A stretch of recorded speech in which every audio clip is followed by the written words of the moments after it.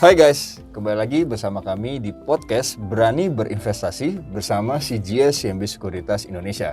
Kali ini saya Kevin Juwido Huta Barat dan partner saya yaitu Fanny Soerman akan membicarakan tentang memasuki bulan Juni, faktor apa yang harus diwaspadai. Nah sebelum itu saya mau nyapa dulu untuk partner saya dulu ya. Hai Van, gimana kabarnya? Hai Kev, baik ya. Oh ya. Nah Van, kita kan sudah di bulan Juni nih Van ya. Dimana di bulan Juni nih ada banyak berita-berita nih yang relate di bulan akhir Mei kemarin. Nah sebenarnya nih Van, bagi teman-teman yang mendengarkan podcast ini sebenarnya apa sih yang harus dilihat di bulan Juni ini gitu. Nah, mungkin Fanny mau memberikan informasinya gitu. Oke, thank you pertanyaannya. Dan pastinya nih teman-teman ya, kalau ditanya faktor apa sih yang penting di bulan Juni, pastinya ada banyak nih sebetulnya, banyak faktor ya. Nah, cuma kita mau highlight beberapa hal dulu nih. Jadi yang pertama ya, itu bisa kita lihat dari kenaikan harga-harga komoditas. Nah, kalau misalkan teman-teman lihat ya, berdasarkan data yang ini diambil dari Bloomberg ya, kalau dibandingkan dari first Q 2020 hingga 5 months 2022 ya, atau di bulan Mei kemarin. Nah, coal itu sudah naik itu sekitar 410%, jadi signifikan banget ya.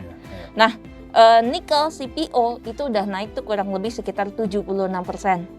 Gitu ya, dan oil ini udah naik sekitar 115% gitu ya. Nah, karena memang coal itu sangat signifikan gitu ya naiknya dibandingkan dengan teman-temannya yang lain nih gitu ya. Kita bisa lihat sebenarnya asing nih memang banyak membukukan inflow ke sana gitu teman-teman. Nah, saham-saham yang relate dengan coal apa sih kemudian yang asing beli gitu ya. Pastinya ini sebenarnya yang diuntungkan adalah yang punya market cap yang besar, kira-kira gitu Kev. Nah, contohnya apa? Pertama, teman-teman bisa lihat Adaro. Jadi Adaro ini banyak dibeli oleh foreign pension fund. Dan kemudian yang kedua, teman-teman bisa lihat ada UNTR. Nah, di mana UNTR ini nih banyak dibeli juga oleh foreign mutual fund, seperti itu Kev. Oke, jadi memang kalau dari berkaca yang tadi sudah diutarakan oleh Fanny, memang rata-rata nih naiknya beratus-ratus persen ya. Dan kita lihat sebenarnya coal ini paling signifikan kenaikannya yaitu sebesar 410% gitu ya. Nah, Van, tapi kalau kayak seperti itu yang terjadinya di bulan-bulan sebelumnya, apakah ini sudah kemahalan nggak nih harga-harga dari komoditas yang relate dari coal maupun juga oil lalu juga CPO itu? Mungkin Fanny punya pandangan yang berbeda atau gimana gitu? Oke, thank you Kev. Jadi ini emang pertanyaan yang umum banget nih karena udah naik terus gitu ya. Nah, tapi kalau misalkan teman-teman lihat ya dari segi kita bicara valuasi. Nah, jadi saham-saham di sektor komoditas ini sekarang nih ditradingkan kurang lebih 5 sampai 18 kali 12 month forward PE gitu ya. Dibandingkan dengan ketika commodity boom. Sebelumnya itu sekitar 2009 sampai dengan 2011 ya. Saham-saham ini nih ditradingkan sekitar 12 sampai dengan 30 kali. Gitu ya. Jadi kalau dilihat sebenarnya ya masih lumayan ada potensi ke sana gitu artinya ya. Dan juga ditambah nih untuk high average dividend ini juga cukup tinggi ya untuk saham-saham tersebut ya. Itu sekitar 7%. Dibandingkan dengan previous commodity boom itu sekitar 11% gitu teman-teman. Dan ini berarti memang masih ada potensi untuk saham-saham komoditas yang relate dengan kenaikan harga komoditi tadi itu masih boleh dilihat istilahnya gitu kan.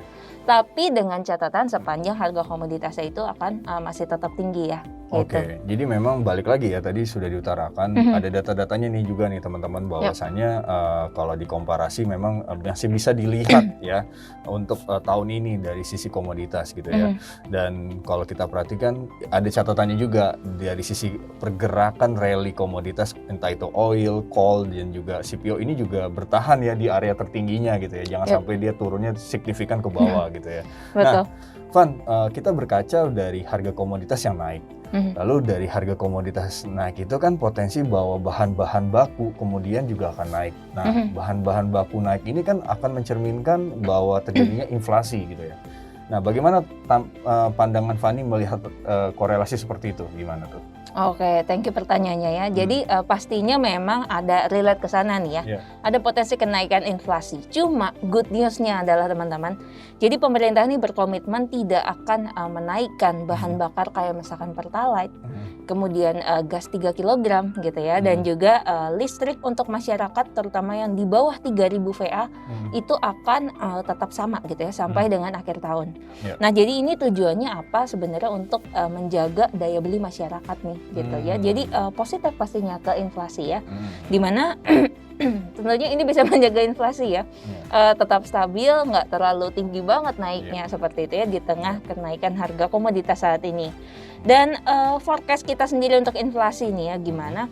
Jadi untuk di tahun ini dari ekonom kita ini kita proyeksikan inflasi berada di 3,3% sampai dengan akhir tahun, di mana ini inline ya dengan Bloomberg konsensus yang sebesar 3,3% juga gitu.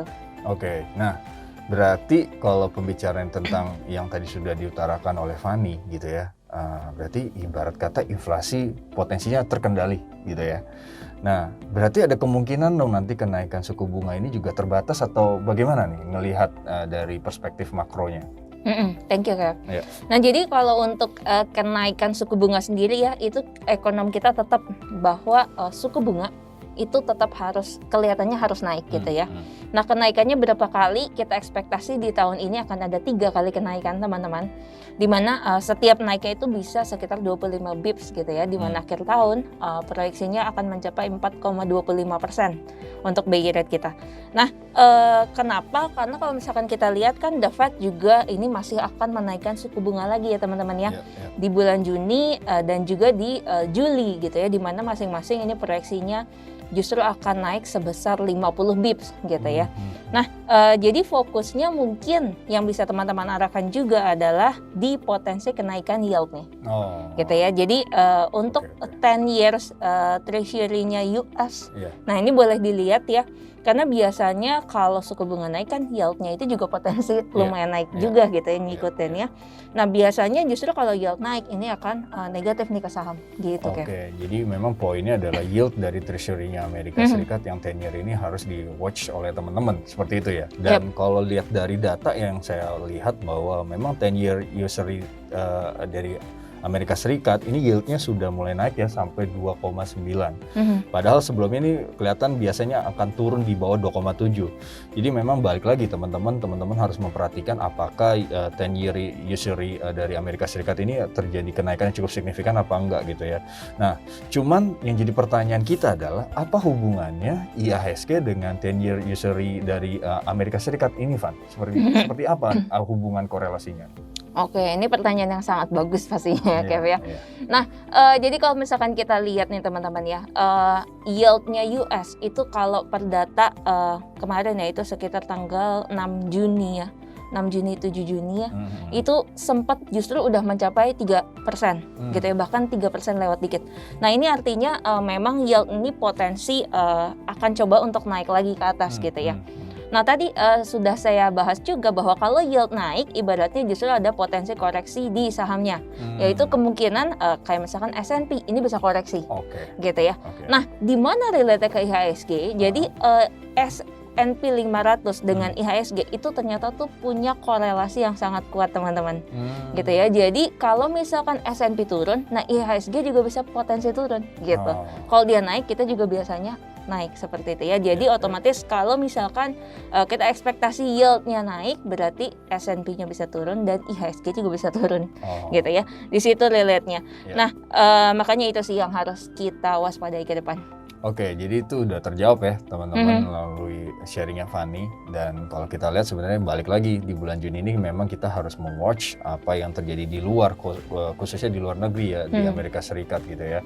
Nah, Van, kalau melihat kondisi yang di luar negeri, nah kira-kira nih untuk di dalam negeri sendiri khususnya saham-saham apa nih yang akan direkomendasi di bulan Juni ini? Mungkin Fani punya insight-insight baru gitu.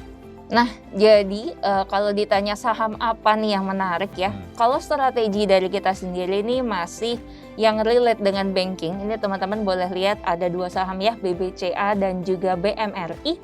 Di mana BCA ini target price kita di 8.100 secara fundamental dan untuk Mandiri ini di 8.700 ya secara fundamental. Kemudian untuk yang masih laggard, nah ini mungkin boleh di-watch ya, ada SMGR, terus ada INTP dan juga ada Cepin gitu ya, di mana untuk SMGR ini targetnya 15.900. Kemudian untuk INTP ini di 13.100 dan untuk Cepin ini di 5.200 ya target fundamentalnya. Dan yang relate nih dengan reopening ekonomi ya, di mana kita udah lihat nih udah mulai ramai lagi, balik kayak normal lagi ya. Nah, ini teman-teman boleh lihat ada saham MAPI dan juga Pawan, ini pilihan kita ya. Untuk MAPI target price di 1.000 dan untuk Pawan ini target price di 610. Oke, Van. Nah, teman-teman itu deretan saham-saham yang teman-teman lihat nanti di bulan Juni ini gitu ya. Nah, mudah-mudahan juga semoga apa yang kami sharekan ini bisa bermanfaat bagi teman-teman. Gimana guys? Seru nggak pembicaraan podcast kita kali ini? Sampai jumpa pada podcast Berani Berinvestasi dari CGS CIMB Sekuritas Indonesia selanjutnya. Nah, kalau nggak mulai dari sekarang berinvestasi, kapan lagi? Ya nggak, Van? Betul. Ya. See ya. Bye.